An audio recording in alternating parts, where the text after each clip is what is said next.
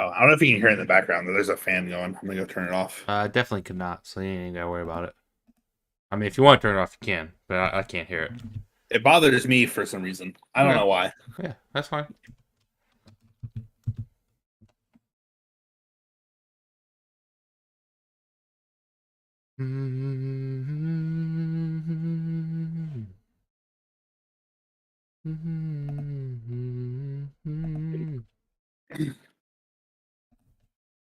Reason. I don't Okay. know why. Ooh. Yeah. Whoop. Don't need that. What? What? Haru? Don't need that. All right. Haru? Hey, look. Booth reviews live. Chink. All right. Ready to roll? Yes. Let's do it to it.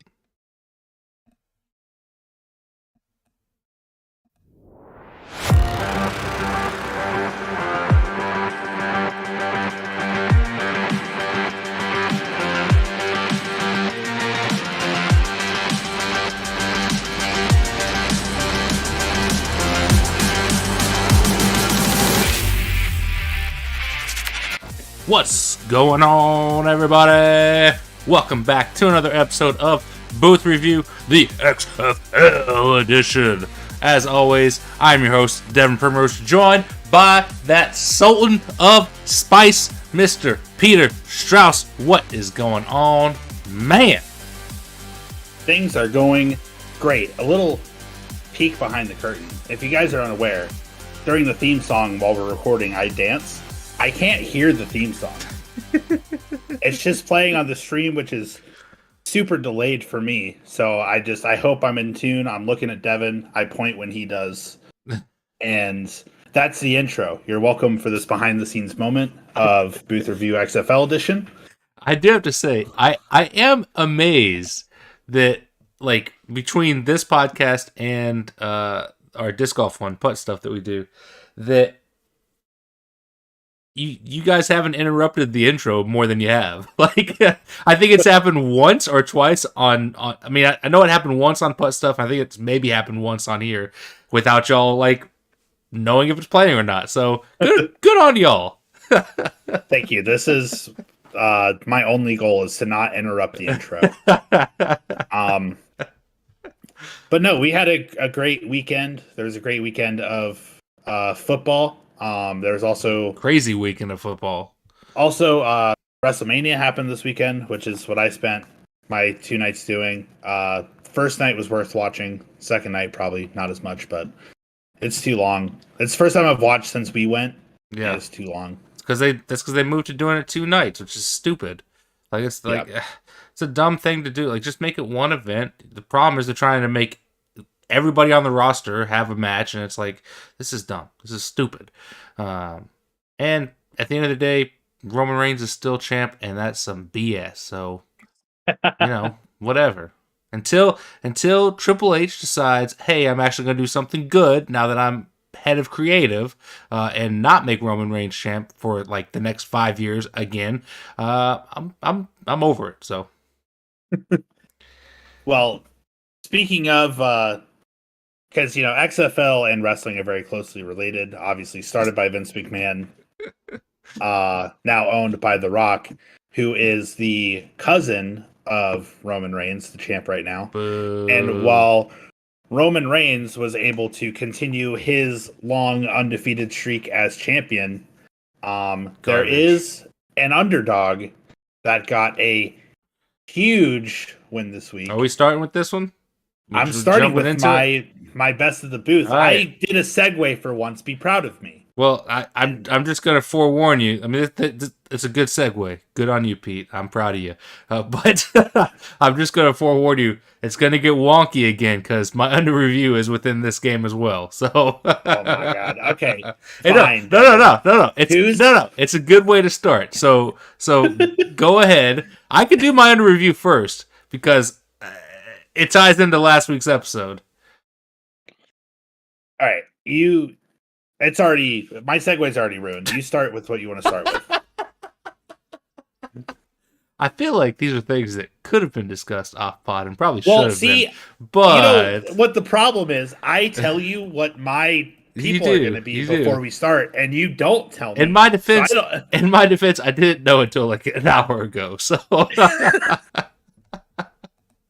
we are professionals. my under review is me because of my thoughts for last week's episode.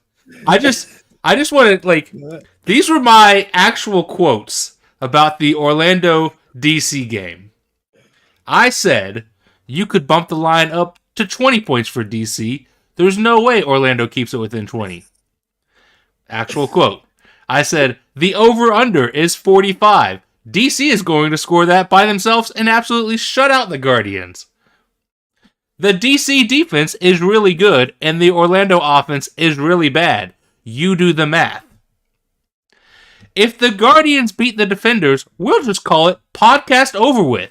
We will know nothing. Hell will freeze over if Orlando wins. The apocalypse will happen if Orlando beats DC. These were all things I said last Tuesday night about this game. And somehow, apparently, we're living in the end times. The Guardians got the win over the Defenders. So I'm putting myself under review. I think that's a first. I don't know if I've ever put myself under review or if Blake has ever done it or if you have ever done it. So I don't know. I feel like one of you have put yourself in one position. I don't know if it was under review or if Blake put himself. I feel like Blake put himself best of the booth or something. I mean, when he made some random decisions that worked out for him one week or something. So that checks out. That sounds 100% like something Blake would do. Yeah. No, but yeah, watching back the highlights. And another thing that happened, and you really can put me under review too, because I was on your side here, and I had a quote that made you had to actually edit the podcast. So, yeah. The Guardians coming in here proving that they're not the Savannah Bananas. They are an actual legitimate football team, at least for this week. I genuinely, so what I thought of, who I initially thought about putting under review was the DC defense. And the reason why is because for the entire season, we've touted that defense as the best defense in football. And you're going up against one of the worst offenses in football. You would think that's an easy matchup, and they just got completely obliterated. To DC's credit, their offense, which at times has not been great this year, looked great. Jordan Ta'amu did pretty much whatever he wanted to. Abram Smith, great game, or great day on the ground. Like, solid work from the offense that put up, 36 points, I think. So, like, you can't really complain if you're scoring in the 30s, except for the fact that your defense is allowing 37 points to one of the worst offenses in the league. So, if we want to get technical, that was where my mind was going initially for under review. But, my comments were proven ridiculous enough. I had to at least reference them. So, anyways, go ahead and tell us why Orlando actually won this game. Well, what's wild is you talk about the defense. You look at the defensive stats. If you, obviously points are the most important thing. But the defense didn't play that bad of a game. They had 3 sacks, 9 tackles for loss. True. 2 fumbles recovered. They played a heck of a game. Just for some reason, breakout Guardian superstar Quentin Dormady decided to be the best quarterback in the league this week. It is, my man. It is a little reminiscent of that 54-51 game between the Rams and the Chiefs. 4 years ago, where it's like both teams played incredibly well. I would like to, and Devin, I know feels the same way. We would like to apologize for telling you guys not to watch this game because this might have been the game of the year. Tickets for this game were $3. $3 for this game. What? And like 3/4 of that stadium was empty. And the stats from the losing quarterback, Jordan Ta'amu, 21 for 29, 285, 3 touchdowns, no picks. Meanwhile, Quentin Dormady, 27 of 34, which I didn't do the math on what the percentage, but it's high. dang good percentage. 328 yards, which I think is only the second or third 300-yard game from a quarterback this season. I feel like it Ben might only DiNucci be did the it second, once. I think. I know Ben DiNucci did it once, and that's all I know. McCarron might have done it one time. But or I he don't got know. close. Yeah. Quentin Normandy, so 3 touchdowns, no picks, and also 3 more touchdowns on the ground. This man alone was responsible for, it's not a math podcast, 6 times 6, 36 of the 37 points. Well, And he's honestly, actually responsible for the 37 points, too, because of the 1-point conversion. Listen, it doesn't give the stats for the freaking conversions, okay? I've looked. They don't do it, and I don't know why. They're real plays. They should count. But, regardless, Quentin Dormady decided, I'm tired of losing. I'm tired of people saying that our offense is bad and DC is good and they're going to beat us by 20 points. I'm putting this team on my back, and we are beating the DC defenders. The Orlando Guardians defended, guarded, whichever pun you want to use. They won in their house, their first game of the season. Yeah. And probably the most amazing game of the year so far. Shout out to Quentin Dormady. 6 touchdowns, total touchdowns on that defense is probably more than almost any team has done to the defenders as a team all year. Yeah. Yeah. So, yeah, see if you can keep that up. I don't think either one of us watched this game live, and I wish we had of. But I remember scrolling through Facebook, and I saw the score update, and I said, "What? What just happened?" And like, if it had been, I don't think I would have been as shocked if it had been something like 17-15, 17-16, something where it's like, okay, well, the Guardians just like stepped up defensively, really shut down Jordan Teamu and the run game, and made a couple of plays when they had to. No, it was 37-36. Like, I think this is the highest scoring game of the season, and it's like the worst offense going up against the best defense. It makes no sense. None of this game makes any sense. And even after watching the highlights, I'm like, this doesn't make sense. This is dumb. Like, I don't get it. And if Quentin Dormady's this good, where has he been for the other 6 weeks? Like, what's going on in Orlando? But I'm hopeful because if that Orlando team plays like that for the next 4 weeks, or I guess at this point 3 weeks, there is a possibility they could sneak into the playoffs. Which they have a shot. I don't like the idea of a 4-6 team getting into the playoffs, but it is what it is in an 8-team league, and especially honestly, any team in the South at this point, I feel like are going to be 4-6 getting into the playoffs, regardless of which one it is. Possibly, but I would take that Orlando team that showed up against DC over anything I've seen from Arlington and most of what I've seen from San Antonio. So if you're giving me that team against Houston in a South Championship, sign me up for that. I'll take that, which is something that a week ago I would have never thought I would be saying about the Orlando Guardians. So hats off to them for a fantastic day. Yeah, just unbelievable. Cody Latimer, too, had some insane catches, including his touchdown catch. Yeah. Like, that team was just, I don't know where this team came from, but me neither. Congratulations. Put on a show. If you missed it like we did, go watch the highlights at least. Like it's at least watch the highlights. Incredible time. Well, for my best of the booth, just to continue the wonkiness that is this opening, my best of the booth is Jalen McClendon, quarterback for the Vegas Vipers. I think he's at least their 3rd quarterback for the season, might even be the 4th. And Vegas absolutely needed a big day and a big win, and that's what they got from him. 21 of 31, which is just over 67% completion percentage, 264 yards, 2 touchdowns, no picks. Very, very efficient day. Made the big plays when he had to, led that team to a big win over a talented but underperforming San Antonio Brahmas team that continues to be a disappointment. So good on Vegas. I'm interested to see what they can do moving forward. It doesn't really matter because they happen to be in the North Division, and you've got the three best teams in the league in the North with them, but I think there's a lot to build on after that game, especially with McClendon, at the helm as the quarterback. So, hats off to him for a very good game.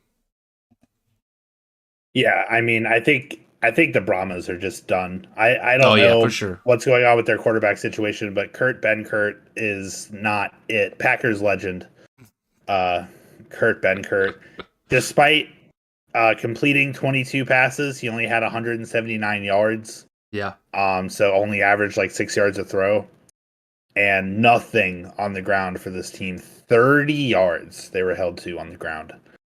Um, yeah, so the Vipers again having a very good performance against a pretty. I have to say they're bad now. I have to. they I are. have to say the Brahmas are bad. They are. Um. So yeah, I'm not sure where Jalen McClendon came from, but you are absolutely right. That was an incredible performance from him, even if it is against like a lesser team, whatever Yeah. you want to say. It's weird these quarterbacks that are coming out of nowhere. Like again, if Normandy's been that good all season, where's it been? And if McClendon's been hanging around, why have you been going with Perez or Huntley when they've struggled? Like I don't know. I don't know if it's just a weird fluke week where you got a couple guys, getting their first or second start, and making a big name for themselves, and then they're gonna fall off, or if it's something to actually watch moving forward. But like I said, there's 3 more weeks. We'll see what happens. Yeah. Well, there is a team that 3 weeks ago we were like, they're the best team in the league. Yeah. They're gonna win the South by 6 games. Like this team is incredible, and are currently on a 3-game lose streak. And I don't know who else to blame besides Coach Wade Phillips. Yeah. So he is my under review right now. Again, I don't know exactly what's happening with Brandon Silvers, but I feel like they moved on from him a little too quickly. I mean, if Um, if they've actually moved on from him and it's not injury related, I would agree with you. because Cole McDonald ain't it. Yeah. Uh, Yeah. 15 of 32, so less than 50% completion percentage. 106 yards, so barely over the 100 mark. 1 touchdown, 1 interception, and he also lost a fumble. So basically a liability on the field. He did get some scrambles in. The offensive line wasn't helpful this game either. He was able to scramble 8 times for 40 yards, but they just can't find a way to beat good teams. Like, you look at their first 4 games versus their last 3, like, at this point, whoever wins the North seems like is going to win the championship, unless the Guardians, again, just Yeah. continue this miraculous run they're on. If the Guardians turn around their season, that might be one of the greatest things I've ever seen in sports anywhere. Like, Yeah. going from 0-6 to start the season to winning out and winning a championship would be absolutely incredible. For the record, I just looked up Brandon Silvers, and all that I see is that he was inactive due to an undisclosed problem, whatever that means. Yeah. So yeah, Well, hopefully it's something he can come back from, because I think he is a good quarterback. He struggled the last couple weeks, but oh, he's definitely a solid quarterback. I mean, we said it for the first half of the season, like he was up there as one of the MVP frontrunners. So, I mean, at this point, I don't know who I'd give MVP to. It's kind of all over the place. who's getting it. I You know who mean, MVP is. Danucci is in the running. Ben DiNucci. The Nooch and the Mac are in the running. AJ McCarron, Ben DiNucci, and I would put Abram Smith as the third one, running back for the defenders. But I don't know how I would differentiate between any of those three, to be honest.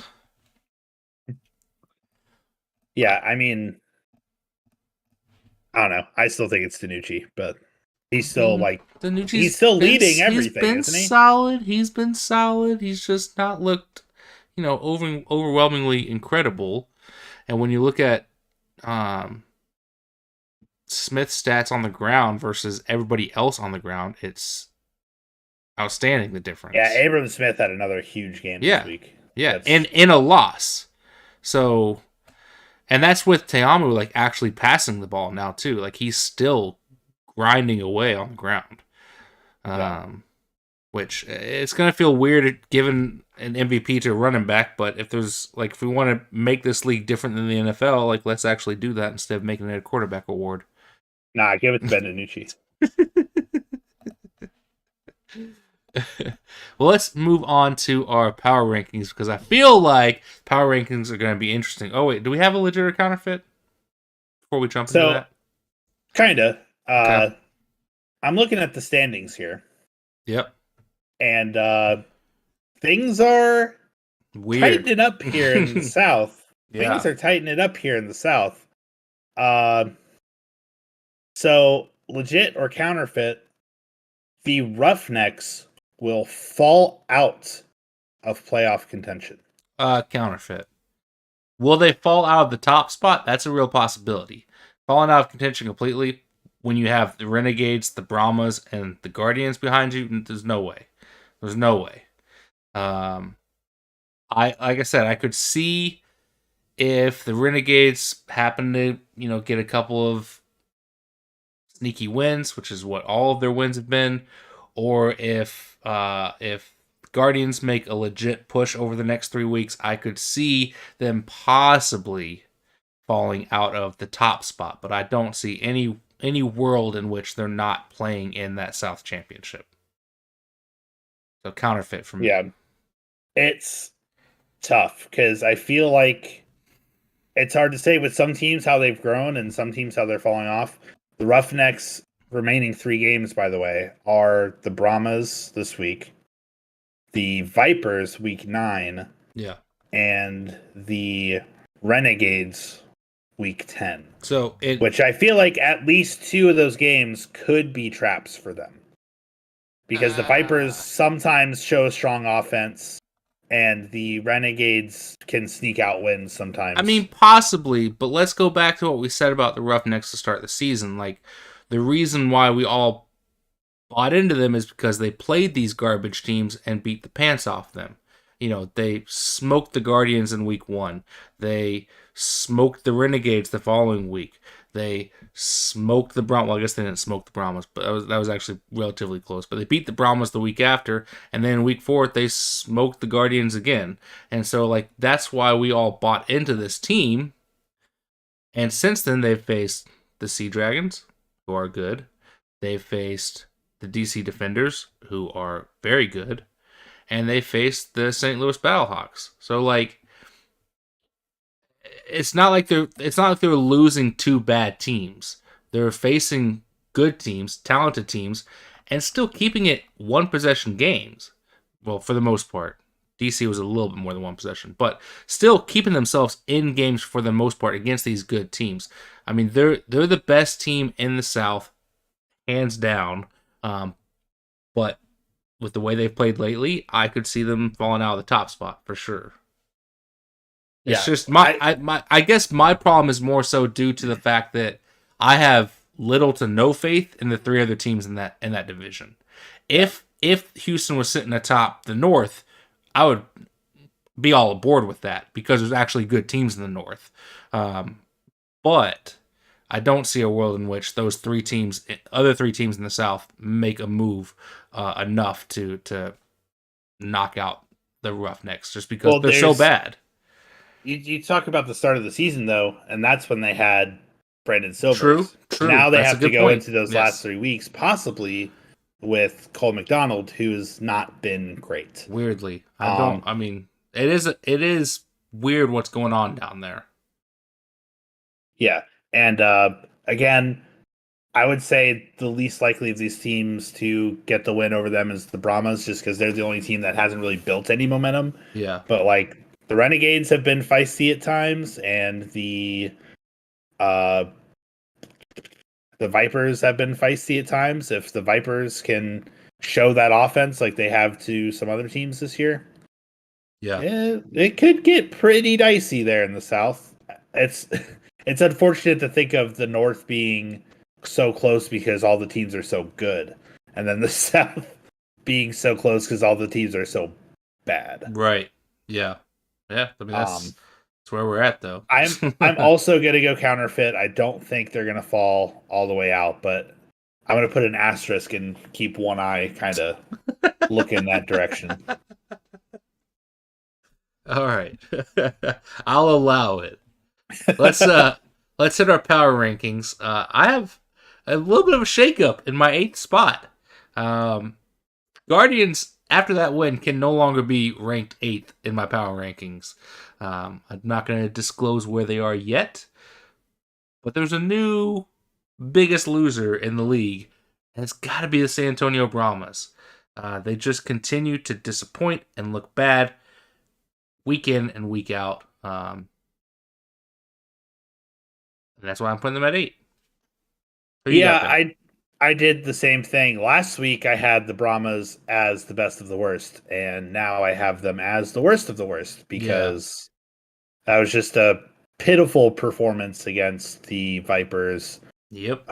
Kurt Benkert, as cool of a name as that is just not the answer there. They just seem like they're kind of flailing at this point. Maybe they can pull something together. They're technically still in the race to get in the playoffs, so maybe they can pull something together, but for right now, they sit at the bottom because the Guardians don't deserve to be there this week. Of the 3 teams outside of Houston in the South, that's the team I have the least amount of confidence in making a move. Yeah. That being said, I did only raise the Guardians up to number 7. Okay. I think I'm just a little skeptical of it being a trap for the defenders, maybe them like losing focus a little bit, at least on the defensive side, because they thought it was going to be an easy time. That being said, I hope the Guardians make a push. It makes for good football when the race is super close. So I do hope the Guardians make a push there, but for now, I'm sitting them at number 7. Yeah, I've got Vegas at 7. That's fair. I think the reason, to me, the Guardians, when you beat the best team in the league, like that says a little bit more. The Vipers got their second win of the season, but it was against the team I just put in eighth. And so I don't put a whole lot of stock in that, although that Vegas team is looking improved. I like the improvements they're making. McClendon looks like a solid quarterback. I want to see them continue to grow and develop and keep making moves. So I've got them at 7. I've got the Guardians at 6. I can't jump the Guardians up too much. Their first win of the season, but it's a big win. It's a huge win over the best team in the league. So you're going to get bumped up to 6. Yeah, I think I have the Vipers at 6. I think those two teams you can kind of flip flop because Vegas does have their head-to-head win, and that's kind of why I kept them above. And they also made a quarterback change, which seems to be working out for them. Again, both these teams will kind of be tested the next, last few weeks. Yep. Vipers not really in playoff contention, so don't have much to play for. So they might just be trying to ruin other people's seasons, but we'll see how that plays into it. Number 5, have the Renegades. Same. Don't really have a good reason. I still don't see a lot in this team. They just have the most wins out of the bottom 4. I think we've said this before, but like the literal definition of mid. Like it's like you turn on the Renegades and you're like, is this a good team? Is this a bad team? It's like they're just out there just playing, and it's like, okay. And like they're doing enough to get a sneaky win here and there. Then they're also not doing enough to be in games against good teams. They're just very, very mid. And I would say kind of clearly the best of the worst, but nowhere near being mentioned with the other 4 teams. Yeah. Yeah, the line, as we've spoken before, is very large between the Renegades and the Roughnecks, who I have at number 4. I have the Roughnecks still. Despite them being on a 3-game losing streak, I still don't think they are worse than the Renegades. So they're just holding that number 4 spot nice and tight.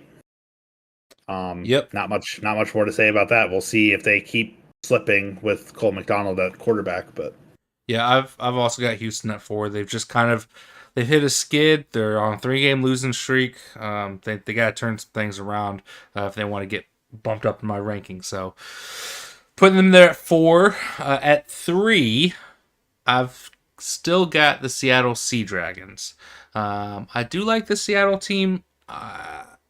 It's just very difficult. DC, St. Louis, and Seattle, those are clearly the top 3 teams in the league. And it's very difficult for me at this point to differentiate between those 3, and especially between the Sea Dragons and the Battlehawks. DC, I'm not going to put a whole lot of stock in what I saw from them against Orlando. Is it a bad look to get your first loss of the season against one of the worst teams in the league, if not the worst? Yes, it's a very bad look, but it's not like they got blown out. They played very well on both sides of the ball. Still, Orlando just got the better of them by 1 point.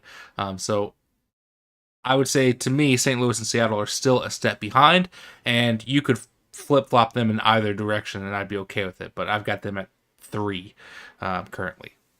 For those listening, I was giving Devin 2 thumbs down that entire time. I have the Battlehawks at 3. Despite them, getting their win over the Roughnecks, I still think they're behind the top 2 teams just slightly. Especially they've lost to the Defenders twice. So you still got to keep that in mind. However, I did punish the Defenders a little bit. I put the Defenders at number 2. Okay.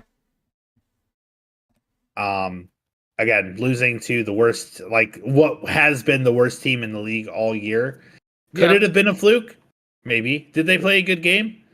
Maybe. But a loss is a loss, and the other team that I will get to in a minute is on a hot streak currently. So I'm going to put the hot team at number 1 and the Defenders at number 2. Well, I've got the Battlehawks at 2. I do think the only reason I gave them the edge over the Sea Dragons is because of the fact that look at who they played this week, and you had the Sea Dragons beating the Renegades, the Battlehawks beating the Roughnecks. To me, the Roughnecks are a better team, so I would equate that as a better victory. Although, like I said, you could flip-flop them either way, and I'm okay. They have the exact same record. I think they're both very similarly talented, and it's a shame that only 2 of these 3 teams are making the playoffs, because they all 3 probably deserve it when you look at the other 5 teams in the league. But yeah, I've got the Battlehawks at 2. I've still got DC at 1. To me, they're still the best team in the league. They just got. That's what it is. They played very well offensively as we discussed, and like not just one dimensional, offense like they were doing early on. Jordan Ta'amu was coming to his own recently and had 2 great games back to back. So that says a lot about like the direction of the team. For me, the defense, I don't think did enough, but they did make some plays. They had the sacks, they had the turnovers. They just didn't quite get it done when it mattered. They allowed too many big plays, I think was the biggest issue. So I don't think that says much about the team, but it is a bad look to get your first loss of the season against the worst team in the league. So I don't blame you for moving them down, but to me, I can't move them yet. If they struggle this week, then obviously I've got to reevaluate some things. But yeah, for me, they're still at number 1. Well, you have your opinions, and I have mine. And the Nucci train has made it to the top.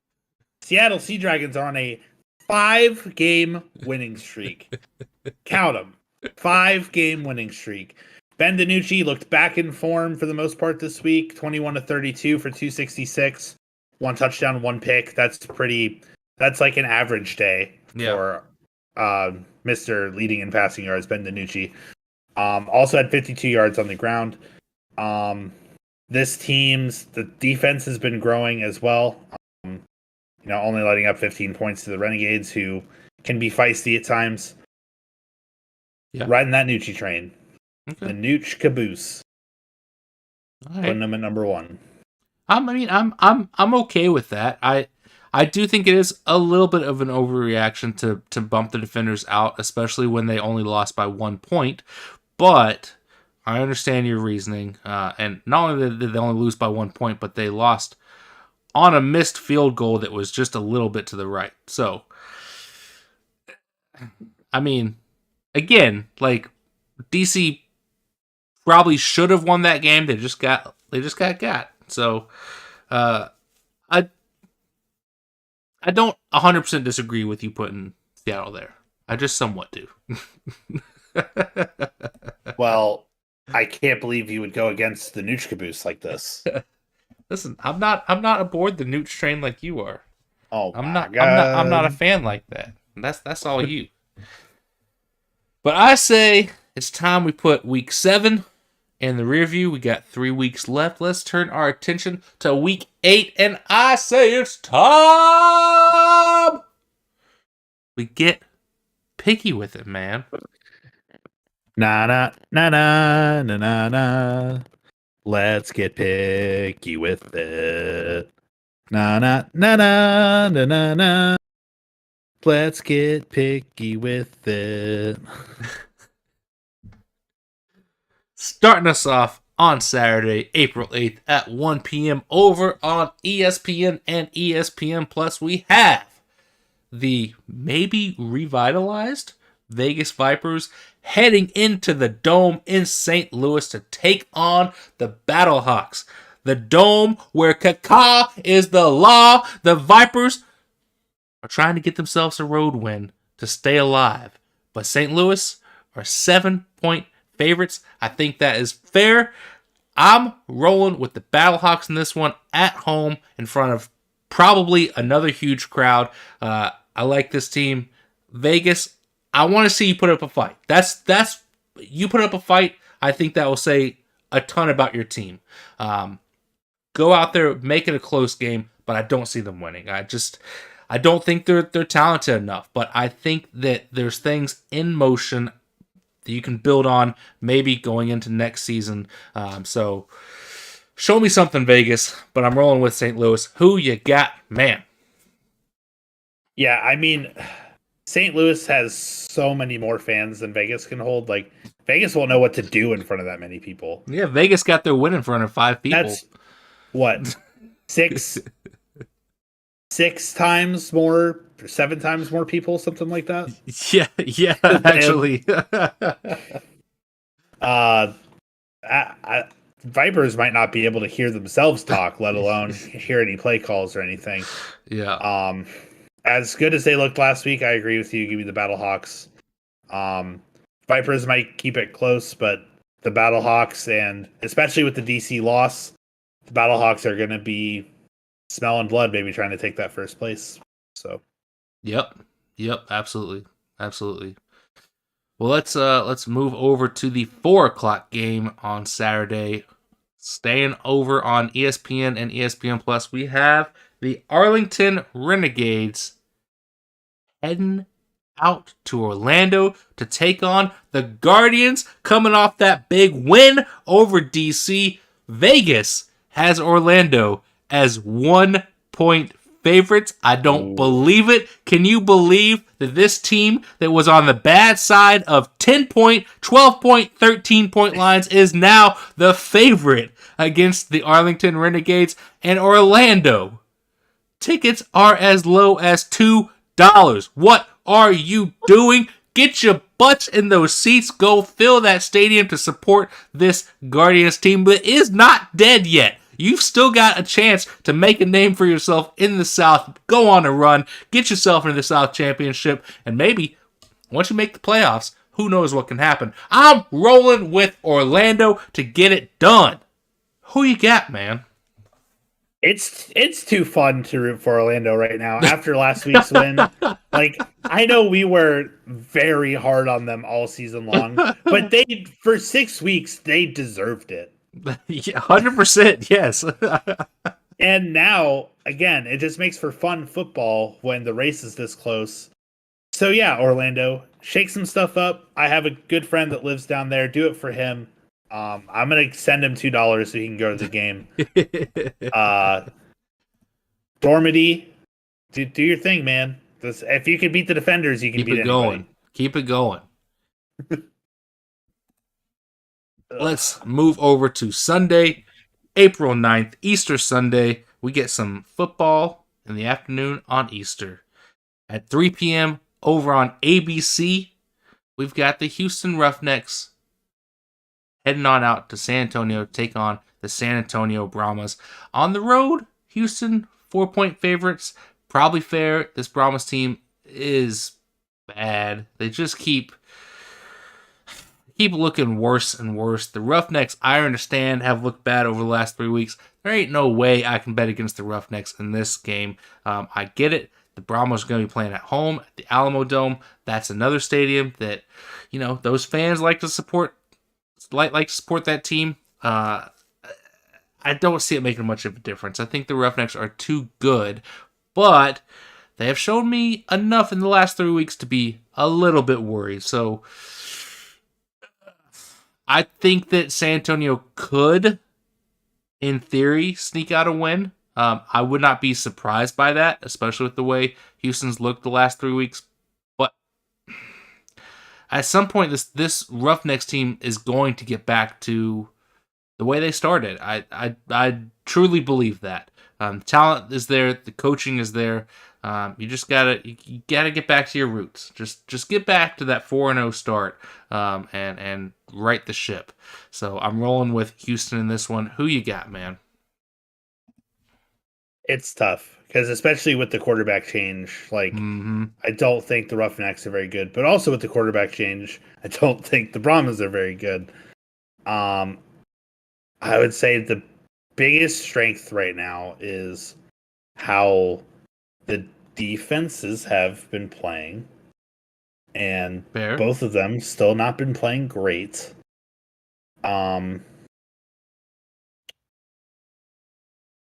Yeah, it's tough. This is the hardest one for me to pick. Yeah, I think I'd agree with that. I think I'm going to keep it spicy. As much as it's probably the wrong decision, I do think winning 4, then losing 3 in a row, not to plug our other podcast, but if you're playing a game of disc golf and you birdie 4 holes in a row, and then you bogey the 3 next holes in a row, you still don't feel good, even though you're at a -1. You're like, man, I was doing so great, and now I suck. Yeah, you're probably going to more likely bogey the 4th hole instead of birdieing it. And that's why I'm taking the Brahmas. Go listen to our disc golf podcast. It's fun. Fair analysis. This is the toughest game, which is weird because we've talked about the Roughnecks being the worst of the best teams and the Brahmas being the worst of the worst teams. But the bottom 4 are so any of them can just be really bad or be really good. Yeah. I don't dislike the pick for one reason and one reason only. If we want true chaos in the South, the Roughnecks have to lose. So if we get the Roughnecks lose, the Brahmas get the win, the Guardians get the win, it's gonna be chaos season. You're gonna have all 4 of those teams within 2 games of each other with 2 games left to play. If that happens, Roughnecks are 4-4. Yeah. Brahmas are 3-5. Renegades are 3-5, and Guardians are 2-6. So that puts all of them within 2 games with 2 games left. 2 games left. Yes. So that's my only reason for agreeing with you picking the Brahmas. But I don't think it will happen. But we'll see. Could be fun. Let's go up to Seattle for the final game of the weekend. Primetime, Easter Sunday, 7 p.m. over on ESPN2. This is the game of the weekend. We have the 6-1 DC Defenders. They tried to keep their season perfect, and they couldn't do it, coming up 1 point short of starting 7-0, but they get the loss to the Guardians, and they're hoping to bounce back. Unfortunately, they've got a trip to Seattle to face the 5-2 surging Seattle Sea Dragons, like you mentioned, on a 5-game win streak. This is going to be a fun one. Seattle at home, 2-point favorites, and the second lowest ticket price of the weekend, $17 to go to this game. $17. Seattle, go fill this stadium. What are you doing? You've got plenty of seats. Go put your butts in them for $17 and go watch a dang good game, because that's what this is going to be. Defenders, Sea Dragons, I'm here for it, and I'm picking DC to get the bounce back because I still believe in this team, and I think they're talented enough to end the win streak of Seattle. Give me Defenders. Give me Teamu continuing to play well. Give me Abram Smith pounding the rock down the Sea Dragons defense. I like where this DC team is in the grand scheme of things, and I think they're going to bounce back just fine after that ugly loss. Who you got, man? I feel like I already know, but I'm going to ask you anyways. You already know that Ben DiNucci going for his 6th win in a row. He doesn't care who it's against. He doesn't care that he lost this team week 1. That was so long ago. They've won 5 whole games since then in a row. So, give me Seattle Sea Dragons at home. No beer snake curses. No nothing. That's fair. That's fair. And again, very similarly, if Seattle wins this game and DC loses, they'll both be at 6-2. And if the Battlehawks win, they'll be at 6-2, which means all 3 of those teams will be tied with 2 weeks to play. And I believe in week 9, we get the Battlehawks Sea Dragons, which would be a huge game if all 3 teams are tied. But things can get interesting if that happens. I'm here for it. Easter Sunday kind of turned out to be Chaos Sunday. So, oh yeah, I'm here for that. Could get interesting. But I think we got some good games, some games with big implications on the line. Yeah, it's gonna be a fun time. I keep saying it every week because our dang mini split keeps breaking. But finally, this weekend, I'm hoping to get in the office. So maybe I'll be watching football. There you go. In my office. There you go. Well, as always, we appreciate you fine, beautiful people tuning in however you are doing so. If it's on Spotify, Apple, Pandora, Amazon, whatever, we appreciate it. If you're on YouTube, make sure you click that subscribe button. That way you're notified every single time we go live on Tuesdays, or in this case, Wednesday, for the podcast. But we appreciate you tuning in however you're doing so. We don't have any socials really. We kind of do, but we don't. So I'm not even going to bother plugging them because I don't know if they're even used. But the Discord is always popping, so come hop in there, get into the sports talk with us. We love you. We appreciate you. And as always, I believe that's that. Ciao.